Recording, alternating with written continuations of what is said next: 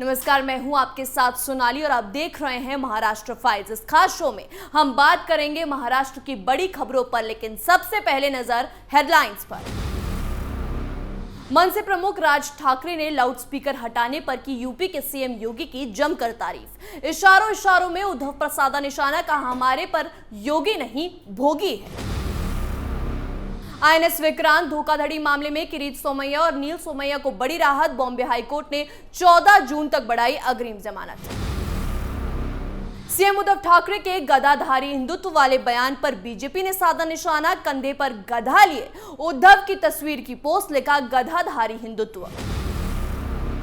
BJP विधायक गोपीचंद पडळकर ने NCP प्रमुख शरद पवार पर किया वार, कहा एसटी बैंक और 2000 की संपत्ति निगलना चाहते हैं चाचा शकुनी। एंटरटेनमेंट से भरपूर होगा ये हफ्ता। बॉक्स ऑफिस पर एक साथ रिलीज हुई 7 फिल्में। अजय देवगन की रनवे 34, रामचरण की आचार्य और टाइगर श्रॉफ की हीरोपंती 2 लिस्ट में है शामिल। सुर्खियों के बाद अब रुख कर लेते हैं खबरों की ओर। हमारी पहली खबर मनसे प्रमुख राज ठाकरे से जुड़ी हुई है। जैसे कि आप सभी जानते हैं कि 3 अप्रैल को गुड़ी पर्व के दिन राज ठाकरे ने मस्जिद से लाउडस्पीकर हटाने की मांग की थी और नहीं हटाने पर 3 मई को मस्जिदों के सामने पूरे प्रदेश भर में लाउडस्पीकर पर हनुमान चालीसा पढ़ने की चेतावनी दी थी, जिससे मुद्दा पूरे देश में गर्मा गया, जिस पर यूपी के सीएम योगी आदित्यनाथ ने पहल करते हुए और प्रदेशवासियों के साथ अधिकारियों को मंदिरों और मस्जिदों से लाउडस्पीकर हटाने के निर्देश दिए। सीएम के निर्देश पर यूपी में बड़े स्तर पर कार्रवाई हुई। बड़ी संख्या में मस्जिदों और मंदिरों से लाउडस्पीकर हटाए गए और इसी को लेकर मनसे प्रमुख राज ठाकरे ने सीएम योगी की जमकर तारीफ की है। राज ठाकरे ने मराठी और इंग्लिश में ट्वीट करते हुए लिखा कि धार्मिक स्थलों खासकर मस्जिदों से लाउडस्पीकर को हटाने के लिए मैं योगी सरकार को तहे दिल से बधाई देता हूं और आभारी हूं। साथ ही लिखा कि दुर्भाग्य से महाराष्ट्र में कोई योगी नहीं है, हमारे पास भोगी है। मैं ईश्वर से उन्हें सद्बुद्धि देने की प्रार्थना करता हूं। इस ट्वीट के जरिए राज ठाकरे ने उद्धव ठाकरे पर तंज कसते हुए ये कहने की कोशिश की कि ये लोग बस भोग विलास करने के लिए सत्ता में आए हैं, लेकिन योगी जी को लोगों की परवाह है, जिस कारण उन्होंने मंदिर मस्जिदों से लाउडस्पीकर हटवाने का काम किया। आपको बता दें कि अपर मुख्य सचिव गृह अवनीश अवस्थी के निर्देश के बाद बुधवार शाम तक प्रदेश के अलग अलग जिलों में कुल मिलाकर 10,923 अवैध लाउडस्पीकर हटवाए गए, जबकि 35,221 लाउडस्पीकर की आवाज कम की गई। इसके साथ ही सरकार ने सभी जिलों के पुलिस कप्तानों और कमिश्नरेट से 30 अप्रैल तक अवैध लाउडस्पीकर के खिलाफ अभियान चलाकर रिपोर्ट शासन को भेजने का निर्देश दिया गया था। अब अगली खबर का रुख कर लेते हैं। हमारी अगली खबर बीजेपी नेता किरीट सोमैया से जुड़ी हुई है।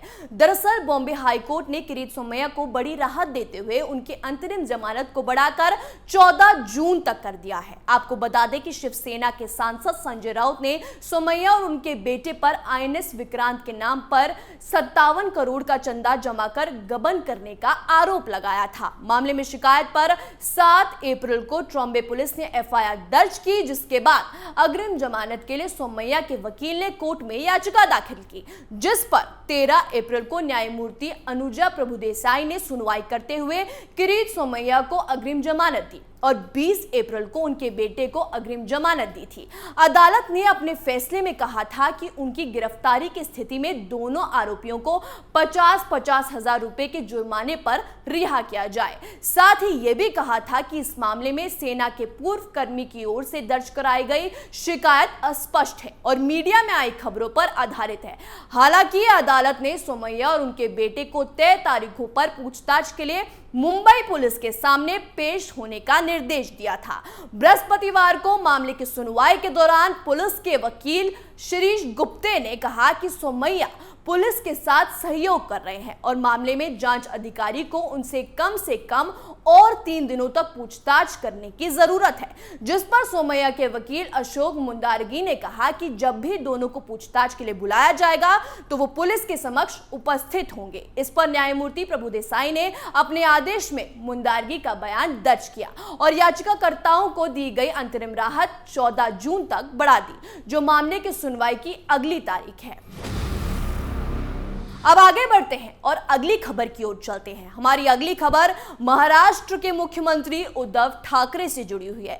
जैसे कि आप सभी जानते हैं कि इस वक्त महाराष्ट्र में अजान वर्सेस हनुमान चालीसा विवाद चल रहा है। इस मामले में नवनीत राणा और उसके पति रवि राणा को मातोश्री के बाहर हनुमान चालीसा पढ़ने की धमकी दी थी, जिस पर उनकी गिरफ्तारी हो गई। इस पर सोमवार को प्रदेश के मुख्यमंत्री उद्धव ठाकरे ने चुप्पी तोड़ी और एक बयान दिया। उद्धव ठाकरे ने कहा कि उनके घर पर हनुमान चालीसा पढ़ने में कोई समस्या नहीं है, लेकिन दादागिरी बर्दाश्त नहीं की जाएगी। उन्होंने भगवान हनुमान का संदर्भ देते हुए कहा कि शिवसेना का हिंदुत्व गदाधारी हिंदुत्व है, जबकि विरोधियों का हिंदुत्व घंटाधारी है। अब शिवसेना गदा से वार कर रही दिया तो बीजेपी को भी अपना बचाव करना ही था, तो लगे हाथों बीजेपी ने गदा के वार के जवाब में गधे से दिया। पूर्व सीएम देवेंद्र फडणवीस ने ठाकरे सरकार पर हमला बोलते हुए कहा कि गदाधारी हिंदुत्व का दावा करने वाले गधाधारी हैं। असं म्हटलं की घंटाधारी गदाधारी, ते म्हणाले आम्ही गदाधारी आहोत। मी त्यांना म्हटलं तुम्ही गदाधारी आहात की नाही माहित नाही, पण रोज सकाळी टीव्ही पाहिल्यावर तुम्ही गदाधारी नक्कीच आहात हे आमच्या लक्षात येतं। लेकिन यह मामला यही नहीं थमा। फडणवीस के बाद बीजेपी के नेता और नागपुर के पूर्व मेयर संदीप जोशी ने एक पोस्टर अपने ट्विटर अकाउंट से ट्वीट किया, साथ ही लिखा कि गदाधारी हिंदुत्व। संदीप ने जो ट्वीट पर पोस्ट किया उसमें उद्धव ठाकरे को कंधे पर गदा लिए हुए दिखाया गया है। उद्धव के माथे पर तिलक लगा है। गधे के मुंह के पास कुछ मीडिया वालों के माइक कैमरा दिखाए गए हैं। मीडिया वालों के कैमरे में गधे की जगह संजय राउत की तस्वीर बनी है, जो बहुत गुस्से में नजर आ रहे हैं। यानी जो गधा है उनको संजय राउत बताया गया है। बहरहाल महाराष्ट्र की अजान वर्सेस हनुमान चालीसा से शुरू हुई सियासत गदाधारी हिंदुत्व वर्सेस गदाधारी हिंदुत्व पर आ गई है। ऐसे में अब यह देखना दिलचस्प होगा कि आखिर ये सियासत आगे और कैसे कैसे रंग दिखाती है। अब आगे बढ़ते हैं और चौथी खबर का रुख कर लेते हैं। हमारी चौथी खबर राष्ट्रवादी कांग्रेस पार्टी के प्रमुख शरद पवार से जुड़ी हुई है। दरअसल महाराष्ट्र बीजेपी के नेता और विधायक नेता गोपीचंद पडळकर ने एसटी कर्मचारियों के मुद्दे पर शरद पवार को घेरा है। पडळकर ने पवार पर कर्मचारियों का समर्थन न करने और उनके फंड पर नजर रखने का आरोप लगाया है। एक वीडियो जारी करके पडळकर ने कहा कि एसटी कर्मचारी पिछले 6 महीने से अपने हक के लिए लड़ रहे हैं, लेकिन शरद पवार की नजर एसटी कर्मचारियों की बैंक में जमा 2000 करोड़ रुपए और उसकी अन्य प्रॉपर्टी पर है। पडळकर ने इस वीडियो संदेश में उन कर्मचारियों का भी मुद्दा उठाया जिसका बकाया बाकी होने पर संस्था के चुनाव से दूर रखने का फैसला लिया गया था। पडळकर इस वीडियो में कहते हैं कि जो कर्मचारी इस वक्त आंदोलन कर रहे हैं उनमें से कुछ लोगों को चुनाव में मतदान के अधिकार से वंचित रखने का फैसला लिया गया है, जो पूरी तरह से गलत है। पडळकर ने आगे कहा कि कई कर्मचारी अपनी पगार और अपने हक के लिए लड़ रहे हैं, उनके साथ ऐसा करना गलत है।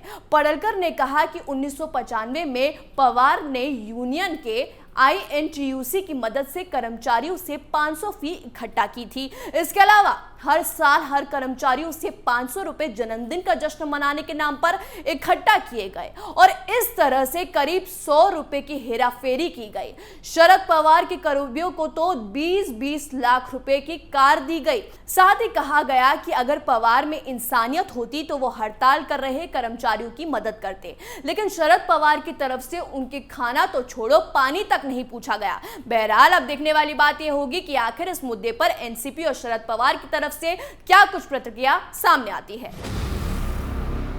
अब आखिरी खबर का रुख कर लेते हैं। राजनीति के बाद अब थोड़ा मनोरंजन कर लेते हैं।